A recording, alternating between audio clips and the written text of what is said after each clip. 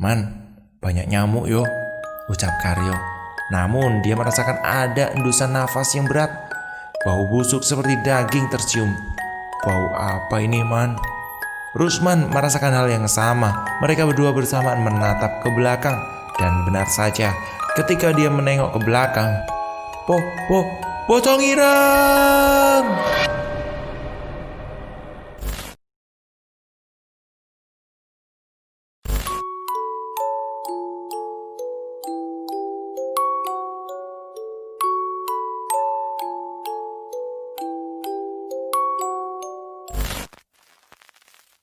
Cerita seram kali ini datang dari Pemalang, Jawa Tengah.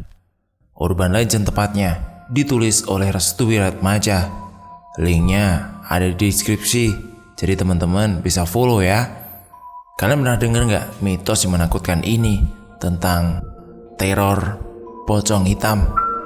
Mitosnya di Pemalang, tepatnya di Jawa Tengah. Cerita ini saya ambil dari 3 narasumber, tepatnya di Pemalang, Tegal, dan Pekalongan. Semua punya sisi keunikan masing-masing, tapi gua bakal fokusin ke cerita dari Pemalang karena di sini ceritanya serem banget. Sayang sekali, Urban Legend se-epic ini zaman milenial banyak yang tidak tahu. Untuk yang lahir tahun 1970-an, belum tentu mengetahui hal semacam ini, karena cerita ini menjadi sebuah aib tersendiri atau bahkan menjadi momok menakutkan bagi setiap daerah yang terdapat di dalamnya, terkhusus daerah Jawa Tengah. Saya tidak akan cerita banyak mengenai pandangan dari kedua tempat itu, yaitu Tegal dan Pekalongan, karena bahasan saya akan terfokus kepada daerah Pemalang saja. Namun ada juga yang berada di Banjarnegara. Bukan karena itu, daerah Salatiga juga pernah mendapati teror macam ini. Menurut pandangan orang Tegal dan Pekalongan yang saya temui, pocong ireng atau pocong hitam merupakan sebuah mitos yang digunakan untuk menakut-nakuti anak kecil agar tidak keluar rumah setelah maghrib. Tapi pada faktanya banyak simpang siur dan banyak menciptakan perbedaan. Ada yang bilang karena pesugihan atau hanya gentayangan semata karena meninggal dengan cara yang tidak mengenakan, tepatnya terbakar. Begini ceritanya, pocong ireng ini digunakan untuk menakut-nakuti anak kecil. Apa memang benar? Ya, itu memang benar. Hal ini terjadi pada salah satu anak di daerah Pekalongan yang sedang bermain petak umpet. Sebut saja Karyo. Karyo biasanya bermain dengan teman-temannya di depan rumah Pak Doyo. Karyo tipe orang yang kendel, pemberani kalau bahasa Jawa Tengahnya. Saking kendelnya, dia pernah bersembunyi di makam yang angker, tempat di mana kuburan para korban pesugihan atau para pelaku pesugihan. Untuk desanya mungkin berbatasan dengan daerah Pemalang. Desa itu diampit dari sawah yang sangat luas. Konon desa M, tempat para pelaku pesugihan ini, memang meneror desa W dengan mengganggu anak kecil. Karyo ini berada di desa W, dan memang faktanya desa W lebih maju dibandingkan desa M. Kok bisa? Karena rata-rata hasil pertaniannya selalu berhasil. Ternak juga sebagai tempat transit para pendatang yang akan melanjutkan ke daerah Batang atau Pekalongan Utara. Karyo bermain dengan temannya yang kala itu berjumlah 5 orang. Padahal orang tuanya telah memperingatkan untuk tidak bermain saat azan maghrib. Ojo mulai Rita, turun nang jopo wae. Gak usah pulang, tidur saja di luar, ucap Bu Cici, ibunda Karyo. Karyo hanya tertawa dan berlari tanpa memikirkan ada bahaya yang akan mengancamnya. Siapa ini yang jaga? Adit, ayo sembunyi.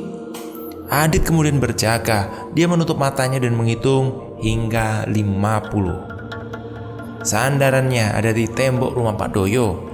Karyo, Rohim, Sarto, dan Rusman bersembunyi. Namun mereka berpencar ketika berada di belakang Pak Dodo.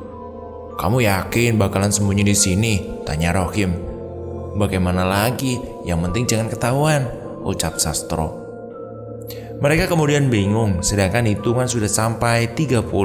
Karyo yang lainnya masih belum tahu tempat persembunyian yang cocok untuk mereka. Aku di kandang sama Rohim aja ya. Karyo sama Rusman di mana?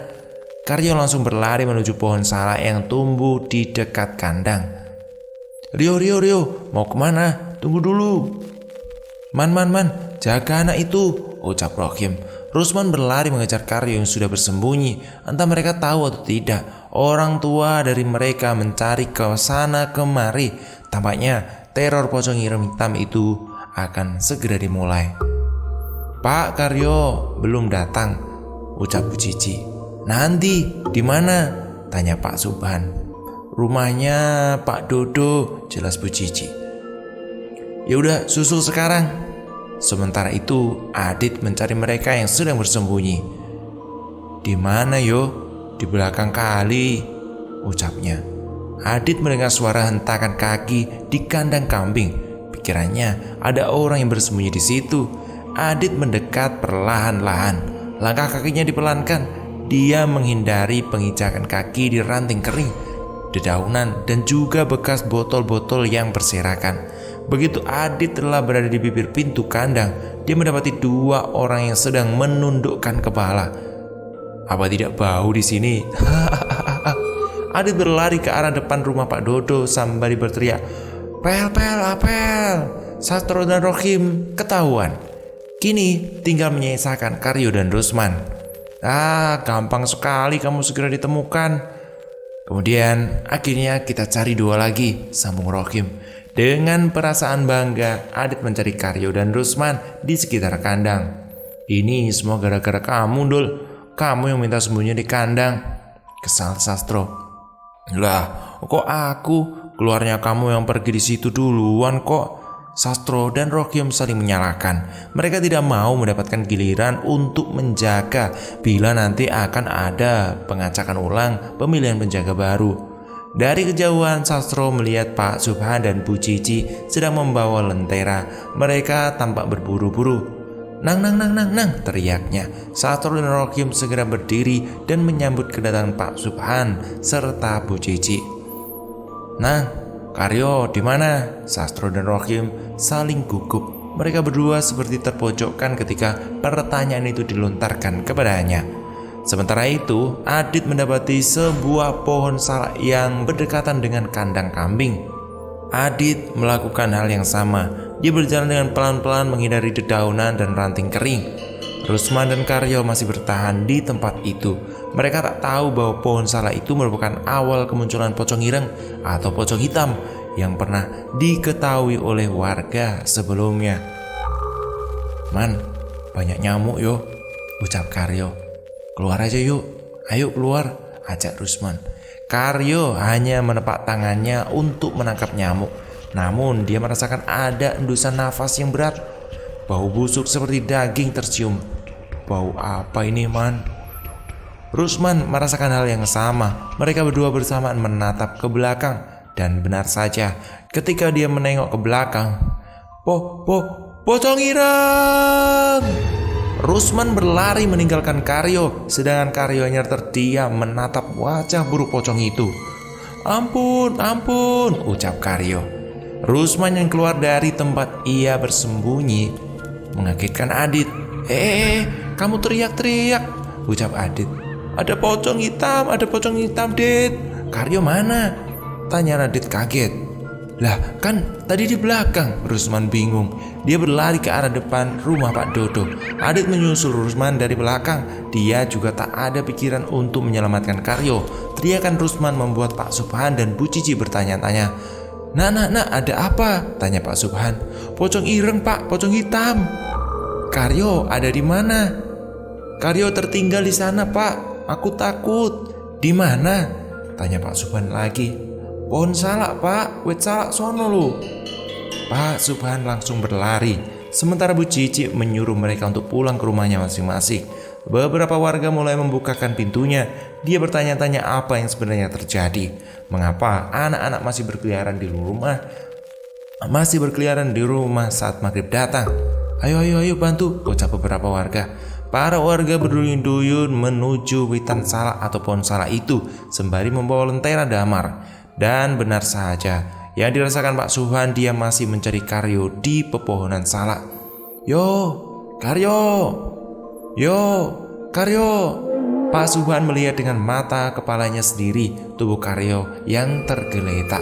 Di antara dedaunan yang berserakan tepat di antara apitan pohon salak yang digunakan sebagai tempat persembunyian Rusman dan Karyo. "Badanmu panas, Nang," tangis Pak Subhan. Kala itu tubuh Karyo seperti orang yang terkena racun, membiru dan bengkak. Sesekali tubuhnya bergerak-gerak, matanya masih melotot tajam ke arah yang tak dituju. Pak Subhan segera mengangkat tubuh Karyo sambil menangis. Para warga yang baru saja datang menanyakan sesuatu yang sedang terjadi. Mereka membantu Pak Subhan untuk membawa Karyo ke rumah. Keadaan menjadi kacau. Seluruh warga desa menuduh bahwa perbuatan keji ini berasal dari rencana sempurna yang dikirim oleh warga desa M dengan menjadikan anak kecil sebagai korban dengan perantara pocong ireng. Jadi korban pesugihan. Atas saran beberapa warga, diundanglah kiai di kampung itu untuk menyembuhkan Karyo. Dan begini kata kiai itu, "Belum ditumbalkan kok, masih bisa diselamatkan," ucap kiai itu. "Lalu bagaimana Pak caranya mengembalikan Karyo?" tanya Pak Subhan. Kiai itu keluar rumah. Dia menatap bulan di langit sembari memainkan tasbihnya. "Rumahmu ke arah barat?" tanya kiai itu. "Iya, betul Kiai." Para warga keluar dari rumah dan mengikuti arahan kiai itu. "Dengarkan, pocong ireng itu akan datang lagi. Jangan ada yang keluar rumah. Bawa masuk seluruh barang-barang kalian yang ada di luar rumah, sandal, pakaian atau apapun. Bawa semua masuk ke dalam rumah. Lalu pasang potongan bambu kuning di depan rumah jika rumah kalian menghadap ke barat." Warga kemudian mengiyakan. Belum sampai di situ, kiai mengisyaratkan untuk seluruh keluarga Pak Subhan agar mendatangi rumahnya selama 7 hari. Lalu membacakan Al-Quran selama 7 hari berturut-turut agar Karyo bisa kembali seperti semula. "Tidak boleh putus ya, pagi, siang, malam, pagi, itu aturannya. Jika terputus, maka Karyo bisa jadi tidak selamat." Kiai itu menilai dengan tepat tindakannya agar menjadi bahan renungan bagi tiap warganya, bahwa segala sesuatu bisa saja dilakukan dengan tentu hal yang halal, maka jatuhnya adalah kehancuran. Dan kali ini versi cerita dari Pekalongan. Ya, kalau tidak salah itu tepatnya di tahun 1985. Cerita ini akan saya lanjutkan. Namun untuk menghidupkan kembali urban legend yang sudah lama, ada satu narasumber yang mau mengisahkan kisah ini. Setelah versi Pekalongan, yaitu versi Banjarnegara dan versi Pemalang, yang menjadi garis besar kesimpulannya, setiap daerah memiliki keunikan masing-masing dalam mengemukakan urban legendnya. Ini menyangkut tentang dendam, fitnah, pesugihan, dan kiriman. Apabila ada kesalahan informasi, mohon dimaafkan karena saya benar-benar totalitas dalam mencari informasi ini. Mari kita lanjutkan ke Aryo, korban pertama pocong ireng di Desa W, Kabupaten Pekalongan. Atas saran kiai Desa W itu, para warga yang rumahnya menghadap ke arah barat mulai memasang pring kuning, bambu kuning di rumahnya masing-masing tentunya. Untuk Karyo sendiri, dia tidak dalam keadaan meninggal, juga tidak dalam keadaan hidup. Katanya masih ada di awang-awang. Sesekali kakinya dipegang, dia akan bergerak dan meronta-ronta kesakitan. Namun jika tidak, dia seperti orang mati, diam, kaku, dan tak berdaya. "Nang, sudah, cepat sembuh ya. Mamamu sudah tidak kuat lagi melihat kamu. Ayo Nang, sembuh," ucap Pak Subhan. Bu Cici kabarnya selalu menangisi Karyo. Tubuhnya mulai kurus, matanya sebab. Namun di sela-sela itu, dia telah bersikukuh untuk mengamalkan amanat yang telah diberikan oleh kiai itu. Tiap hari, rumah Pak Subhan dibacakan Al-Quran pagi, siang, malam, dan pagi. Tidak boleh terputus, dibacakan selama 7 hari. Pertanyaannya, apa jadinya bila gagal? Menurut narasumber sendiri, si Karyo bisa saja meninggal dan dijadikan tumbal. Tapi pada dasarnya, tumbal itu bukan mengarah pada Karyo. Kiai itu menjelaskan, Karyo hanya kaget ketika melihat pocong ireng itu tepat berada di belakangnya. Seharusnya dia berlari mengikuti Rusman, namun dia hanya tertunduk diam dengan terus menatap wajahnya. Alhasil, Karyo terkena sawan dengan badan yang membiru dan bengkak. Setelah ditelusuri, ternyata pocong ireng itu mengganggu warga yang notabene mempunyai garis perjalanan karir yang cukup baik. Di antaranya ladang yang luas, sawah yang berhektar-hektar, kambing yang sangat banyak, rumah gedong, toko sembako yang ramai, atau pengusaha lainnya. Pak Subhan dan Kiai itu saling bertukar pikiran. Tepatnya sudah 3 hari semenjak kejadian Karyo pingsan. Warga tambah hati-hati dan waspada, namun pocong ireng itu belum ada tanda-tanda kehadirannya. Apakah ini semua palsu? Jika palsu, nanti kita lihat di ujung hari anakmu. Tepatnya malam ke-7, dia akan datang menengok kembali rumahmu, ucap Kiai itu. Tanpa dirasa, warga yang menilai itu adalah mitos memutuskan untuk melepaskan bambu kuning dari depan rumahnya.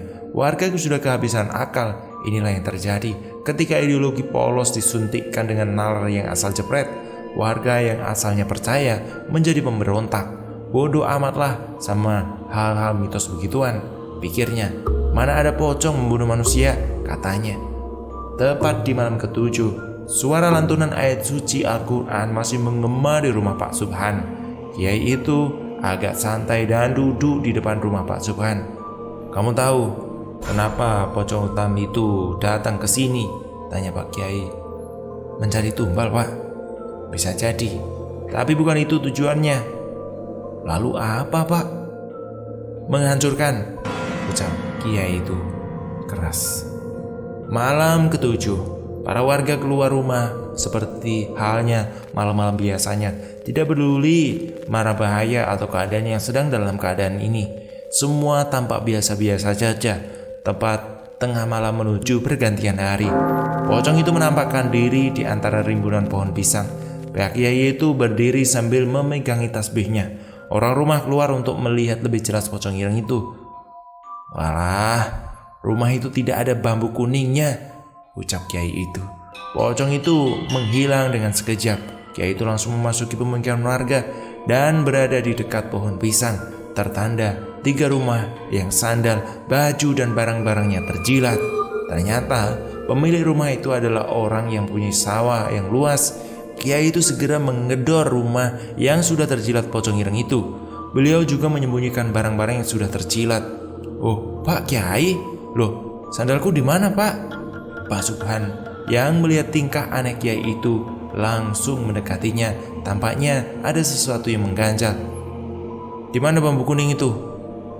Tak buang, Pak. Tidak dipakai, kata Pak Suri dengan santai. Kiai itu langsung memukul wajahnya dengan tasbih. Sakit, Pak. Nopo nggih, ada apa ya? Sandal, baju, handuk yang telah terjilat pocong itu mengeluarkan asap.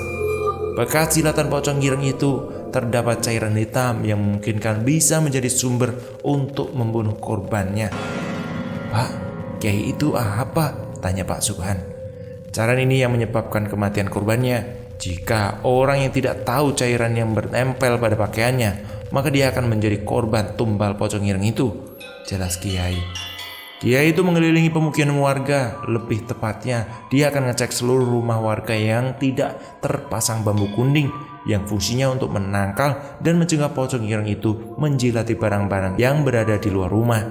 Terdapat 20 rumah warga yang sandalnya dibuang langsung oleh Kiai itu. Katanya sandal itu telah terjilat langsung oleh pocong ireng itu dan karena tidak memasang bambu kuning. Selama 1 bulan, jika tidak mendapat korban, si pelaku akan menampakkan diri, ucap Kiai itu. Keesok harinya, atas keberhasilan dan keteguhan hati dari keluarga Pak Subhan, Karyo sehat seperti biasanya. Semua warga kaget. Aku ditahan di suatu tempat, lalu dicambuk dan disuruh menjawab siapa pemilik rumah yang kaya raya itu.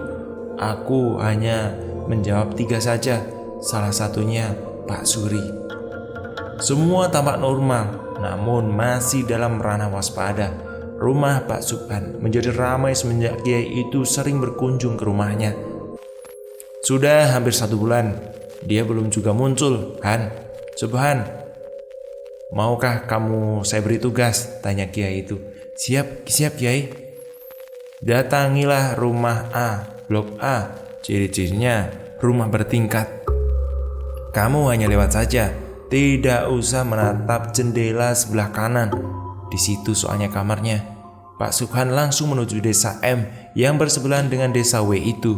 Dalam kunjungannya, dia teringat bahwa rumah itu hanya satu-satunya yang bertingkat. Tidak ada rumah lagi yang lebih mewah dari itu. Pak Subhan ingat perkataan kiai itu. Hanya lewat, jangan menatap jendela sebelah kanan karena itu kamarnya. Desa itu sepi, sedikit sekali aktivitas warganya. Warga di sana rata-rata pergi keluar daerah untuk bekerja.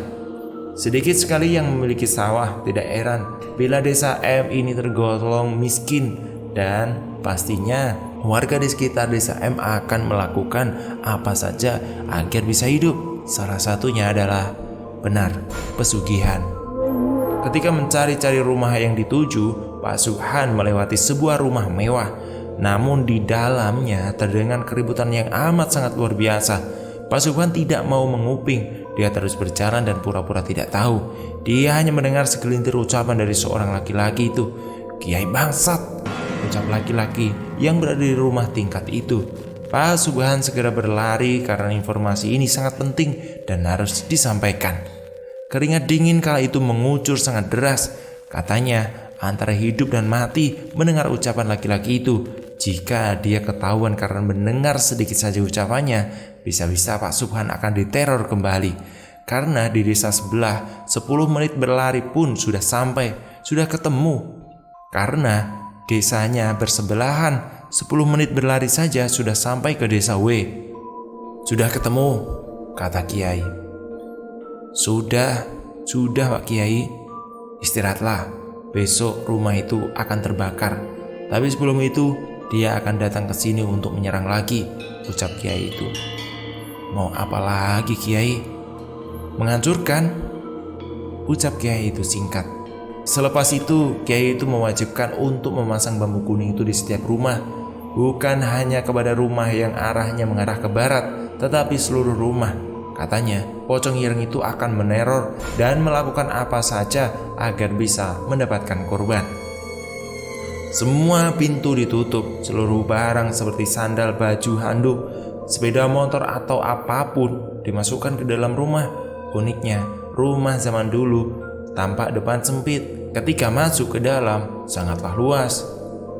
Beberapa warga lainnya memilih untuk menemani Pak Subhan dan Pak Kiai yang sedang dari tadi menunggu kedatangan pocong itu.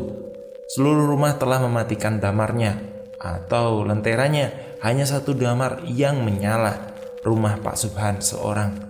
Bambu kuning berjejer rapi di dewan rumah. Tangisan bayi di malam hari memecah kesunyian malam. Sepertinya pocong ireng itu benar-benar datang. "Kambing milik Pak Doyo," memekik suara sautan tanda bahaya. Hewan-hewan sekitar desa W seperti memberikan sinyal akan datangnya pocong ireng itu.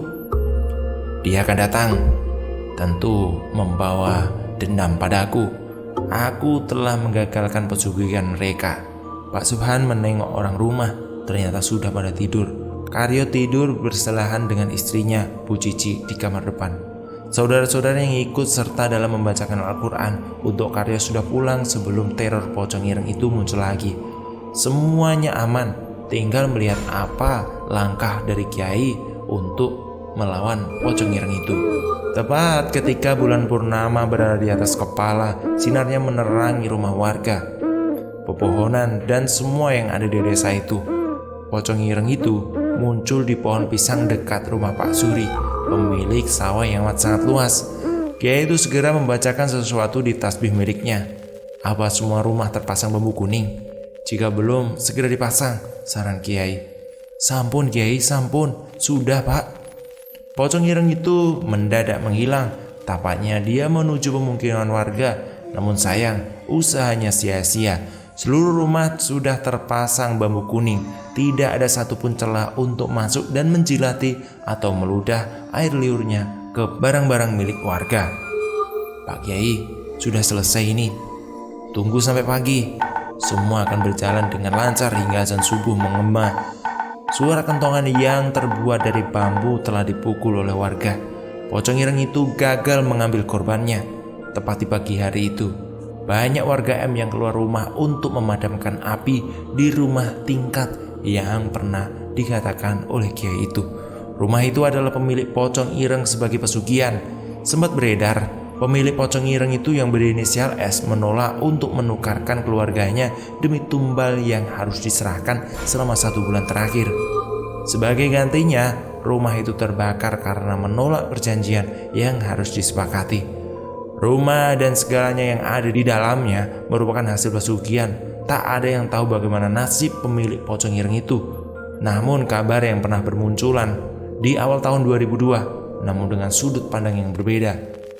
Segala sesuatu yang dikerjakan dengan perbuatan di luar norma, alam, dan agama, maka kehancuran yang akan didapatkannya.